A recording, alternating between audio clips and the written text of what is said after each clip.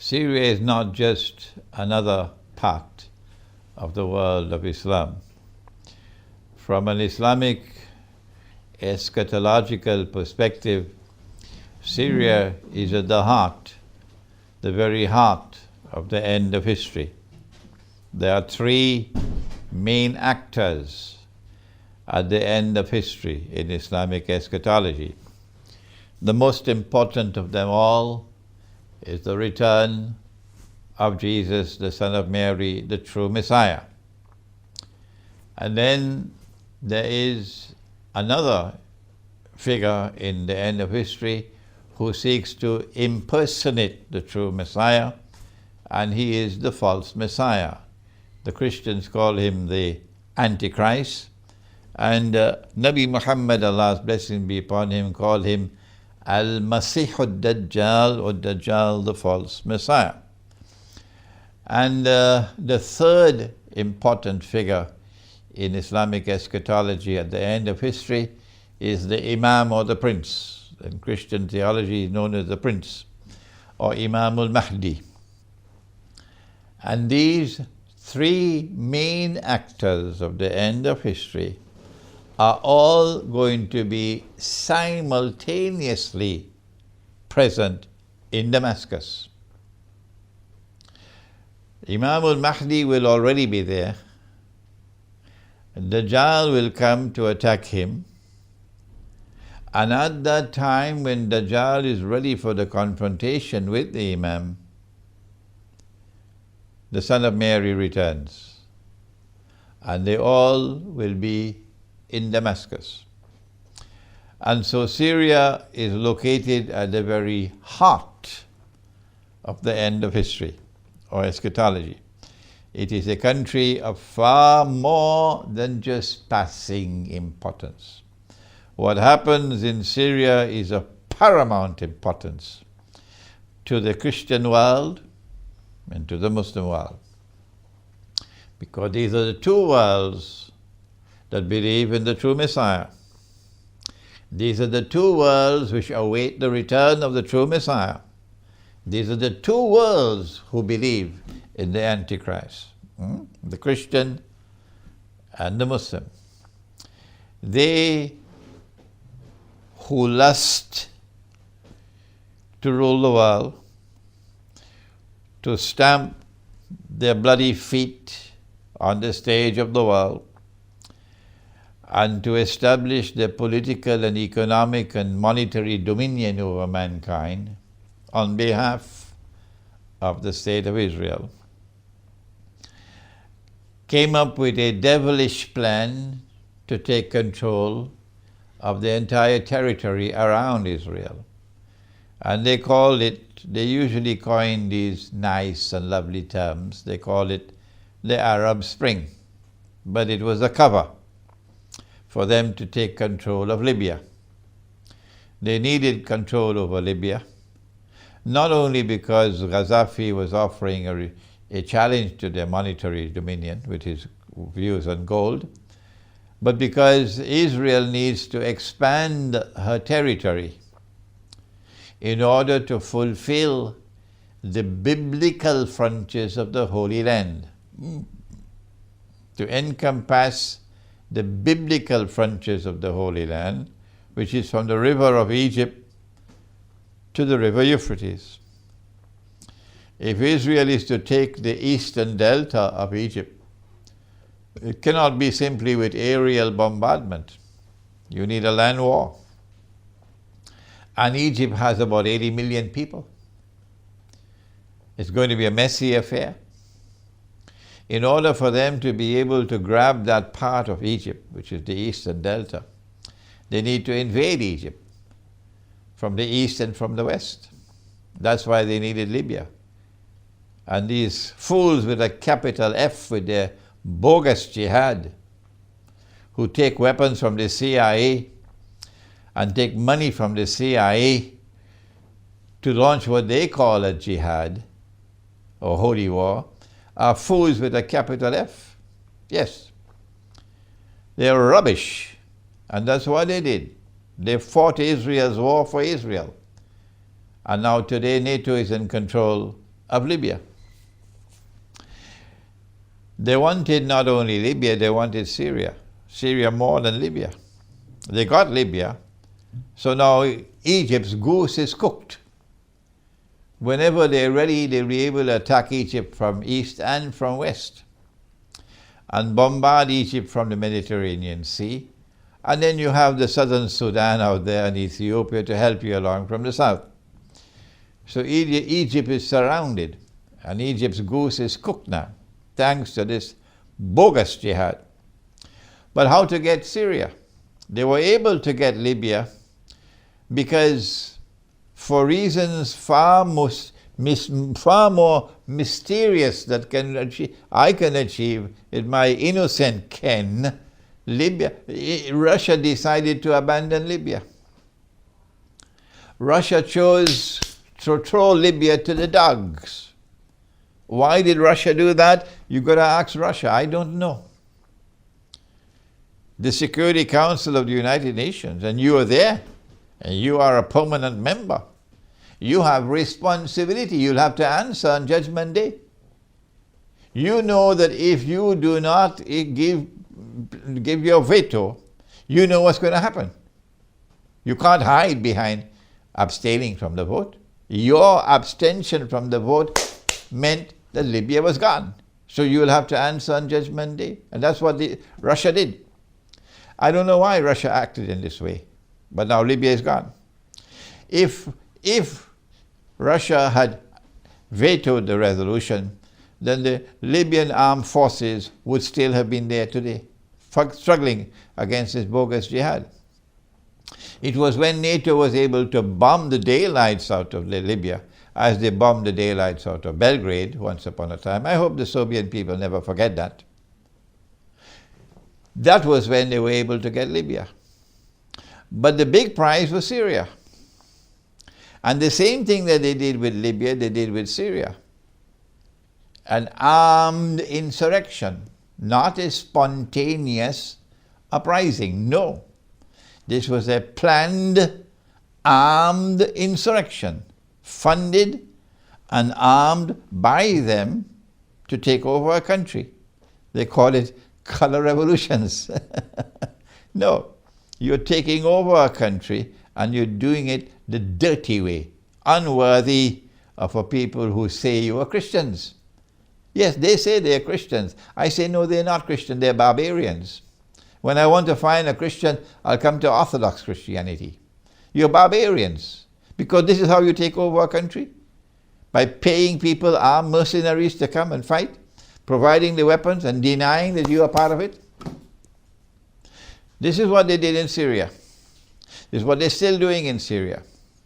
They did it with al-Nusra, they did it with the Free Syrian Army, and now their last baby is ISIS or the Islamic State. The CIA. It's a CIA jihad in Syria.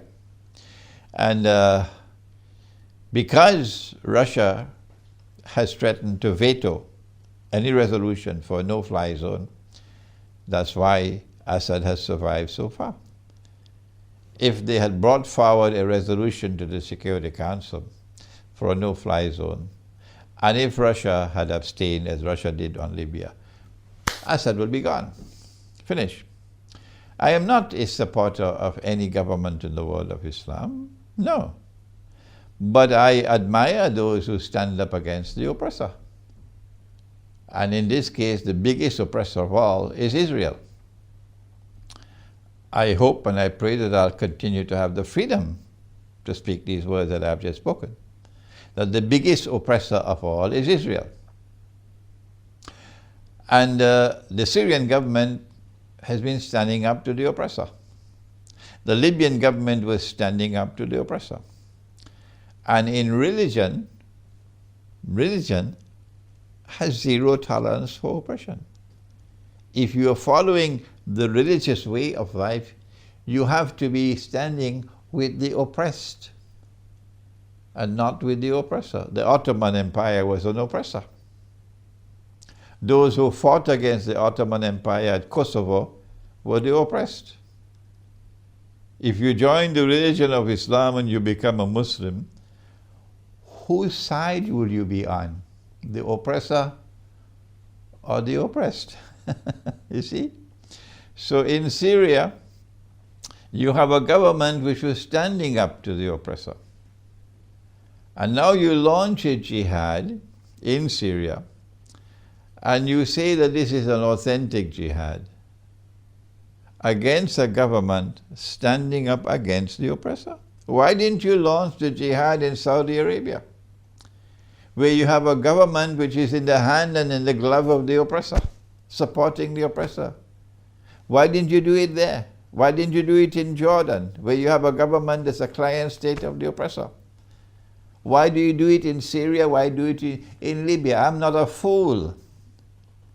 You have done it in Syria and you've done it in Libya because you're acting on behalf of the oppressor, to get rid of governments which are standing up to the oppressor. And now we have reached that moment in history where a Christian people have stood up to support the government of Syria and to save Syria from becoming another Libya. And we are proud, very proud of Christian Russia. Christian Russia has now entered into Syria militarily, and I don't think it is possible for Christian Russia to back out of Syria. No. And so the world is going to witness now a confrontation between the oppressor and the champions of the oppressed. It's going to be nuclear war. And we are not afraid to die. And that's all I have to say. We are not afraid to die.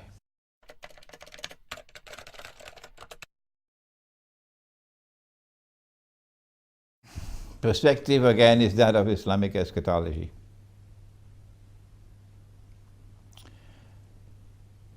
And as a consequence,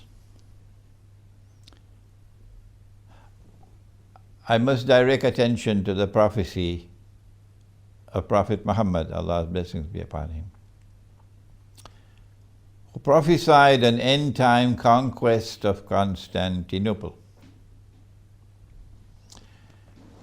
And that end-time conquest of Constantinople comes after the great war that the Christians call Armageddon and the Muslims call the Malhama. And if anyone believes that the Armageddon or the Malhama has already occurred, he should buy a one-way ticket to the moon.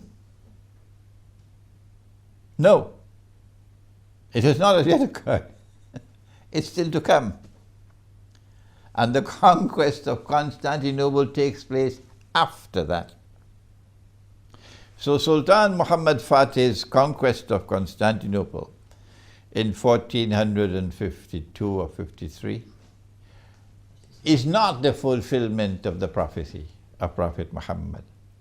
The Turkish people, the Bosnian people, the people of Albania and Kosovo and Macedonia and others who have been brainwashed into believing that that is the fulfillment of the prophecy, I tell you, you got homework to do because you've been misled.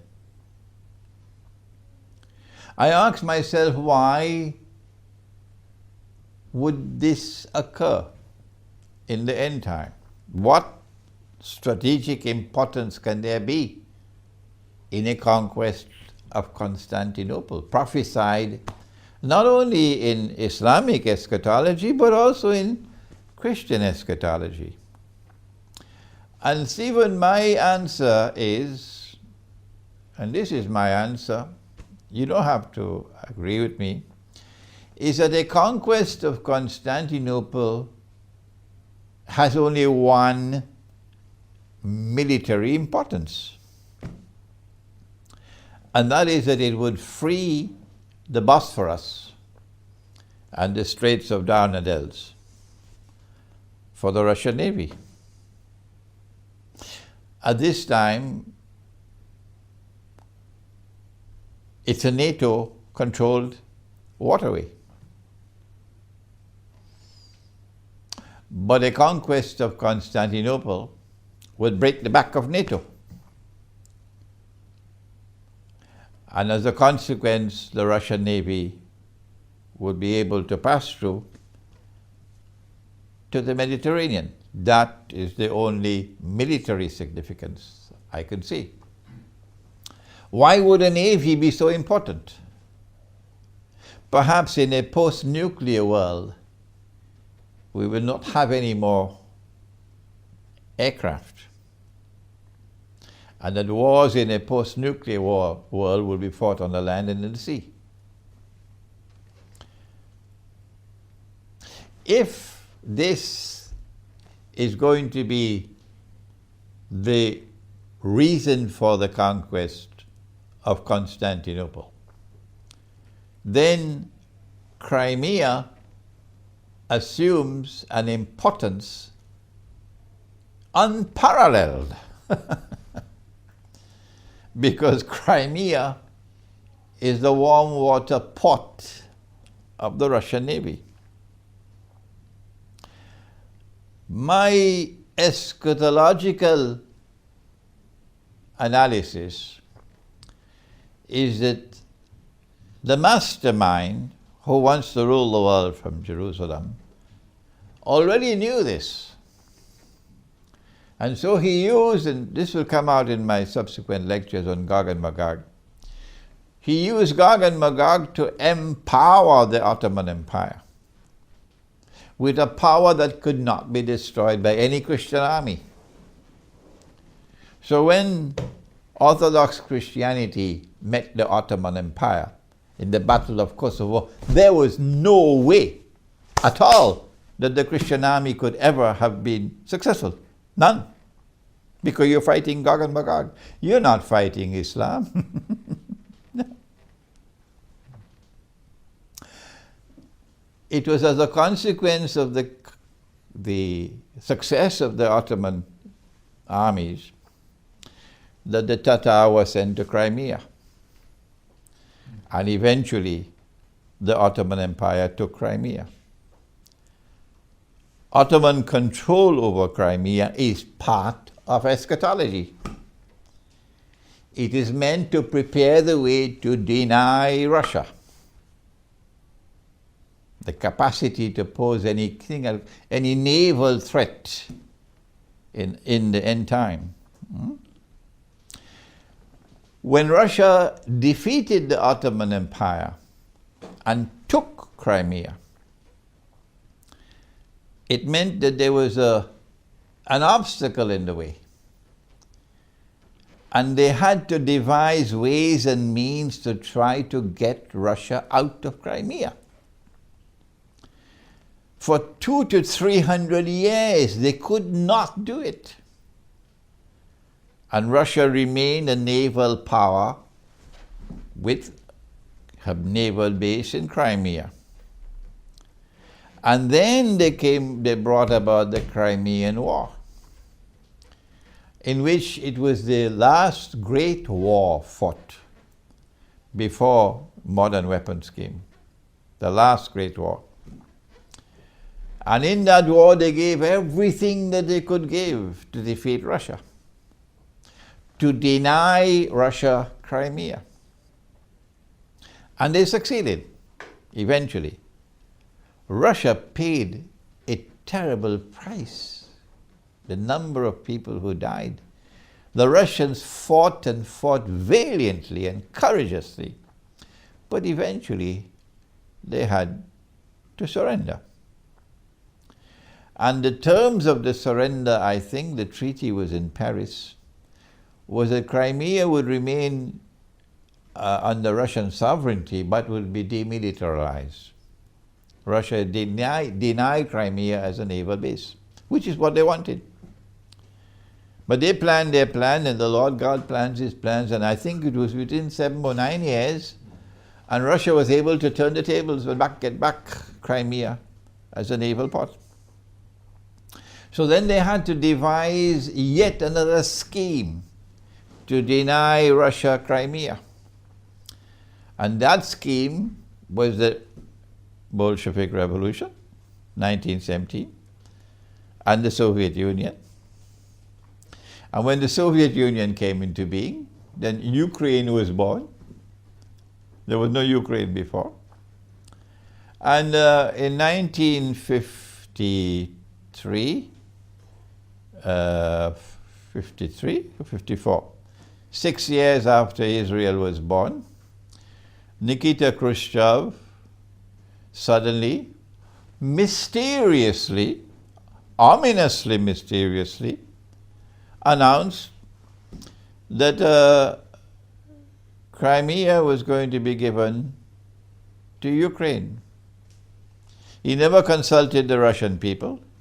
He never got their permission. He never consulted the people of Crimea. He never got their permission because he was acting on behalf of Dajjal.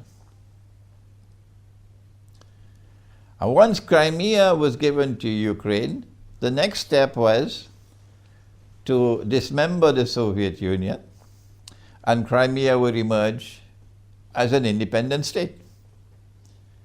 Russia would now have a treaty with Crimea limiting its use of the naval base. Yes, Ukraine would now become an independent state, and Ukraine would have a treaty with Russia limiting the use of the naval base.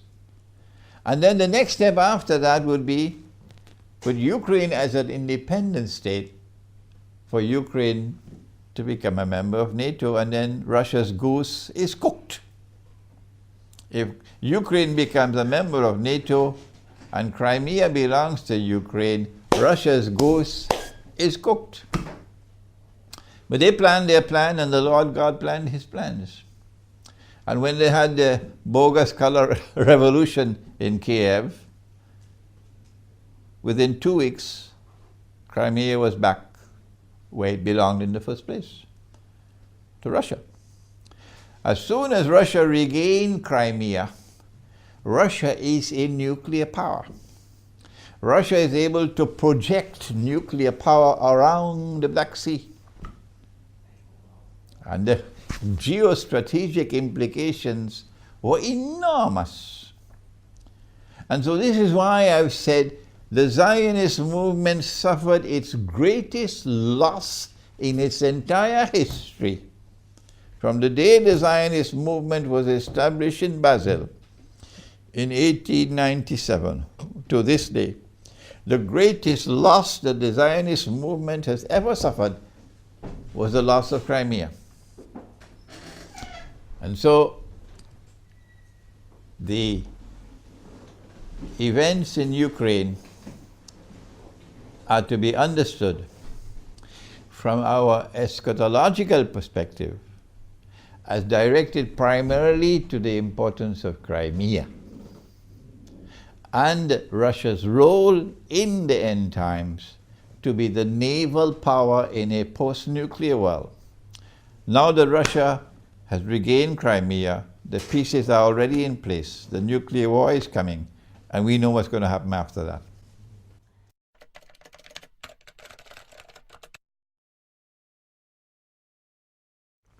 Don't think it's necessary for us to go back to repeat what are the causes for this exodus of refugees.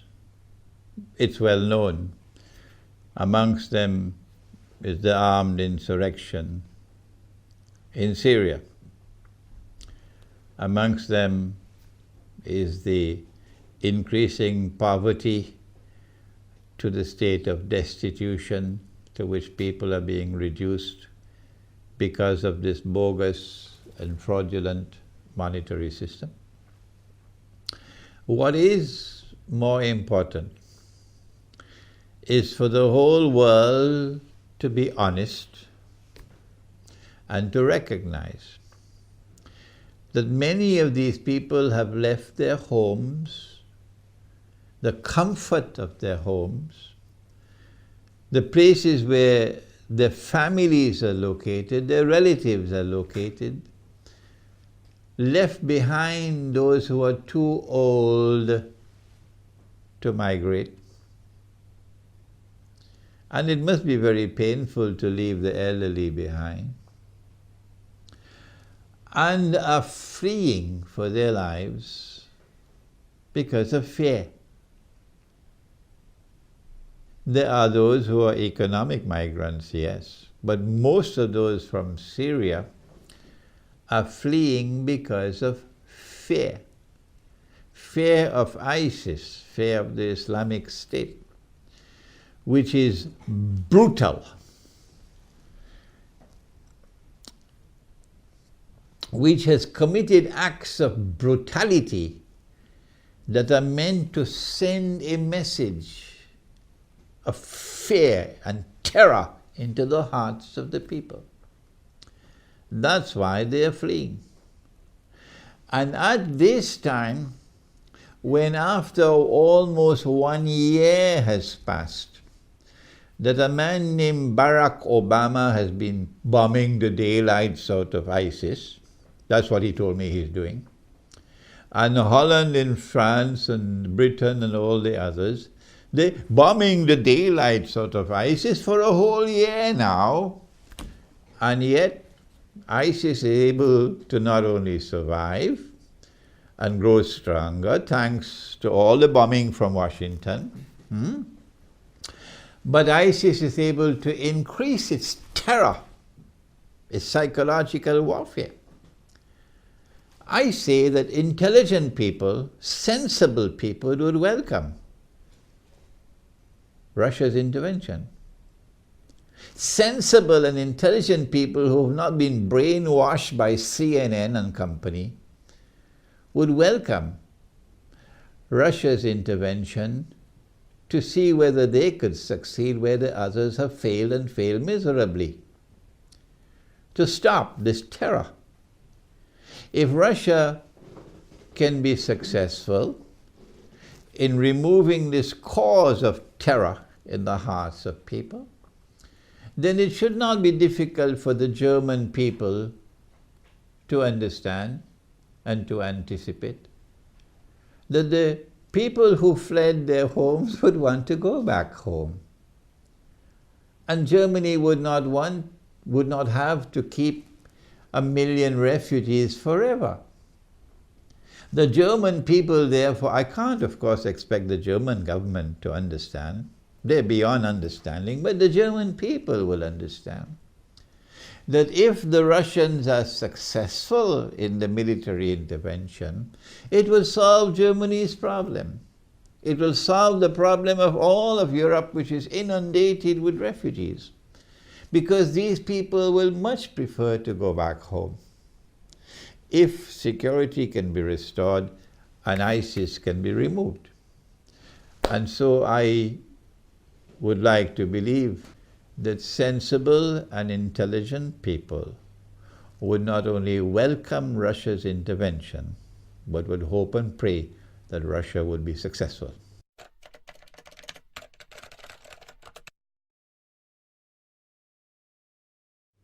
Number one, I don't think that Russia wants nuclear war. Number two, I don't think that NATO wants nuclear war. And so both of these nuclear powers, I believe, would try to ensure that they don't get into each other's way in such a way as would provoke nuclear war. Russia indeed called for talks with the United States in order to avoid such a clash that could lead to nuclear war. But there are those who do want nuclear war. They lust for nuclear war.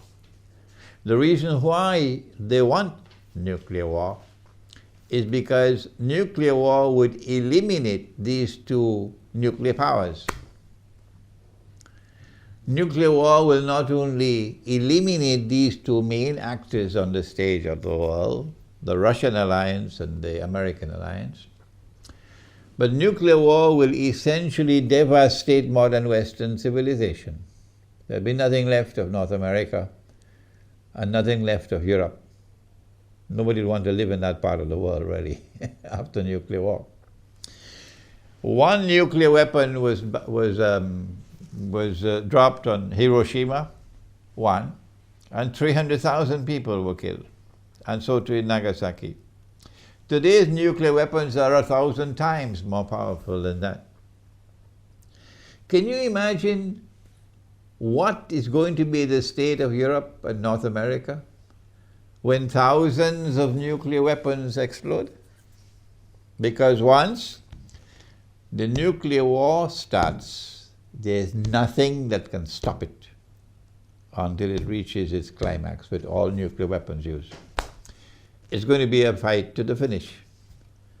And there are those who want nuclear war.